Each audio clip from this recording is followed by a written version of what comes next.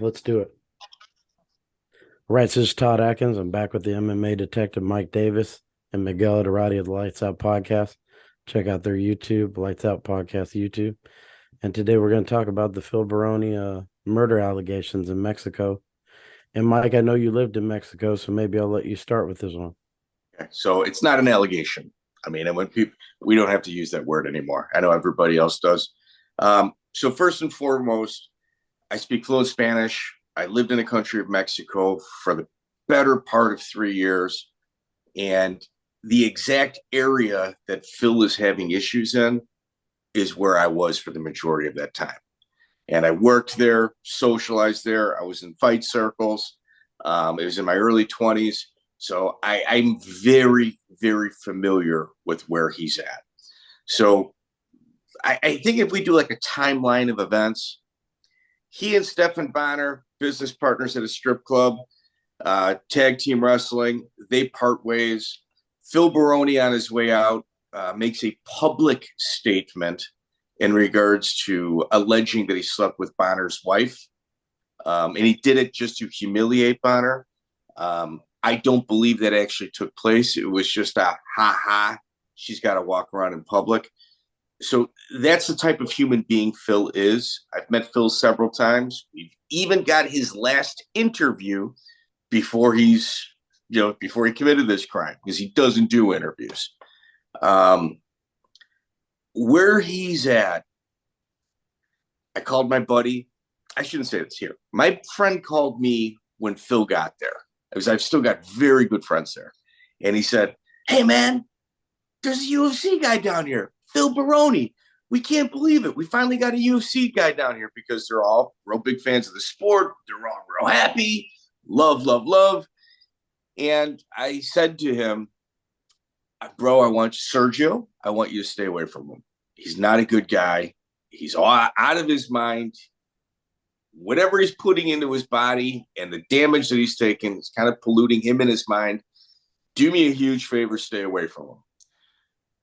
Less than a week later, he calls me again and he goes, "Hey, bro, does this guy like hit women?" And I said, "Well, he's had a few girlfriends that needed plastic surgery. Yeah. Yeah. I mean, he's kind of known for it." It's like, "Yeah, man, he's got a real bad reputation here. I know he's a tough guy. I know he's Mr. UFC. He knows how to handle himself. He's going to get into trouble here." And I said, I know. And when Phil moved to Mexico, he went with his girlfriend at the time, beat her up. She goes back to New York. And then a GoFundMe started because Phil said he got robbed and they took everything and he needed money. He just wanted to get back home. A GoFundMe was started. A few $1,000s were put into that. I did not donate. Were put into that. And he got the money and he said, "Yeah, I think I'm going to stay now. I think I like it down here, actually. It's kind of nice." Lives in Puerto Vallarta, works out at some of the MMA gyms there in the box, gets asked to leave all of them, winds out in Nayarit. So, like, I'm from the Midwest, so I can tell you, like, Chicago is where I'm from. Gary, Indiana's south side of Chicago. Gary, Indiana is like 25 minutes from me. It's a different state in a bigger city. That's kind of where he's at. Puerto Vallarta is in Jalisco. 25, 30, maybe even 40 minutes. I think 40 minutes is probably a little more accurate. Outside is Nayarit. Nayarit is like Tepic, the Indians, the Huichol Indians. There's you got Sayulita out there, Choco Banana. Tracy Willis owns it. Dear friend of mine. I haven't talked to her in years. Dear friend, if you mention my name, she knows exactly who I am. He was hanging out like around her restaurant, causing issues and stuff like that. And what had happened was I get a phone call. I'm friends with the guys from Ohio. It's probably a pretty easy, to figure out where my information comes from. And they explained to me, "Hey, dude, he's in deep trouble." He says that she was cheating, touched her up a little bit. She said she needed cigarette and some water because she wasn't feeling good. And he threw her into the shower, went to go get, the water and a cigarette, comes back. She's on the ground. He goes and grabs security that's working at the building or at the hotel or building, wherever he was staying at, to go up there. And he said it was just an accident. Since then, the autopsy, some of the things from the autopsies come back. An attorney from Puerto Vallarta, who I'm actually selling a piece of property there right now, she tells me, yeah, man, you got to read the autopsy report. There's damage to her body, including her private areas, that make them think something took place after she died. So, like, it's just some horrendous, lowbrow shit that is, it's bad. It's bad for everybody. It's bad for Phil, bad for the family, bad for Phil's family. This guy's needed help for a while, and he's exactly where it is that I'm shocked that he didn't get there earlier, truth be told. So that's all the information I know. Like, I can ponder, I can give you examples, I could, but that's all the information that I know. And it's from people in that area. That's not me looking at other people's videos going, wait a minute, this person said that. Let me put my spin on it. No. That's from the source. That's how journalism works. Now, let me ask you something right quick. Why would someone like Phil end up down there from your vantage point? I don't know. I think that guy would burn so many bridges up here that he didn't really have a lot of places left to go. Like, sister doesn't like him. I think his dad passed. Not sure about his mom. Like, even his upbringing. I think we had in our Coleman interview, I think we talked about it, Miguel. Coleman even said, yeah, his dad was all mobbed up doing hits for Gotti out in New York. Like, Coleman even got pulled in either by either the feds or a journalist. Somebody even called up Coleman because Coleman talked to his dad and got caught on a wire. Like, that's how plugged his dad was. His dad was legit. Miguel, you got something to add on this topic? Shit, you hired him. I mean, to me, we take at the Lights Out podcast a little bit of a historical slant, and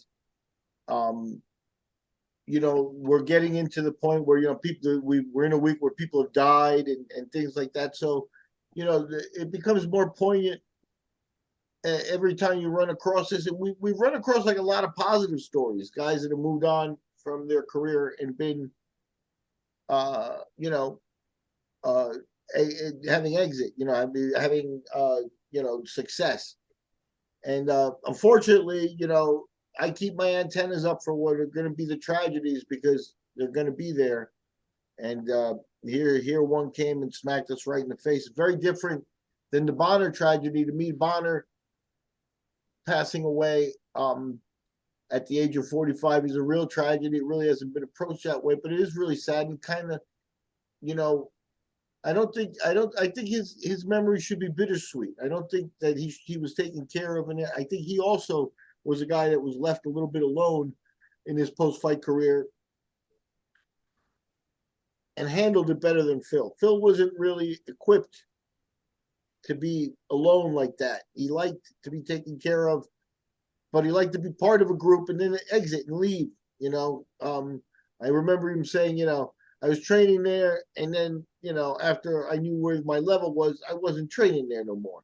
Like, he took like the relationship part of MMA very lightly. So it doesn't surprise me that, like you said, that all the bridges were burnt and that nobody, went down there looking for him or did the intervention that was probably necessary. I don't know the area or anything like that, but I do know Mexican cops. And even if they don't have the evidence, for real, it already does look like the walls are closing in on him. And overall, he's in a bad situation because he's going to find himself with very little friends. I wonder if we had documented that he was publicly friends with Joey Odessa, the bookkeeper. I wonder if Joey sends him a couple of thousand for his defense. Probably not. And that's, I don't know what that says, but it says that there's a tragic set of circumstances that Phil Baroni's coming to an end. I can add to this. So, man, whatever took place, it's awful. I mean, there's no ifs, ands, or buts about it. But there's two things that, like, I am out of my mind for. It's free speech and a proper defense. Everybody deserves a proper defense. So, like the companies that just, they sue you and then they string you out and so you run out of money and then they win even though they didn't. Like, I lose my mind. Like, I lose reality when I hear things like that. So I called my attorney friend and she explains to me, Mike, there's really only one attorney over there that could properly handle this. There's other attorneys there, not me. I definitely, this is above what I can do, but there's really only one, and there's only one that they should talk to. She said, if you know the family, which I don't, we have a mutual friend, let them know I can give them advice for free. They can call me up. Obviously, she speaks English, blah, blah, blah, blah. I forward that information. I got no phone calls. So I don't think he's got anybody looking after him. That girl was probably looking after him if you had to think about it. Dude, it sounds to me it was like a $6 a day hotel that he was at. So like I don't know. I think he's just kind of living off friends. It's sad. It's sad. And a little side note on Bonner. I actually had a conference call earlier in regards to his autopsy. They're not making his autopsy official yet, but he, outside of the occasional psychedelic that he participated in, they believe he was sober for about the last year and a half of his life. So people thinking that he's disheveled and homeless and acting awry may not have been the case with Stephen Bonner, but in the next couple of days, I don't know that yet. But that's what was insinuated to me. In the next couple of days, that's going to come out to, for public consumption. Yeah, I've been around Phil a couple of times, once in Hawaii and once in Tokyo with Ensign. And yeah, I always got the kind of the feeling that this guy could go off at any time, Oh, yeah. Yeah. Yeah, no. I don't think it's a surprise to anybody. I think it's like he's been publicly deteriorating. Like Miguel had said, Bonner's handled it a lot better.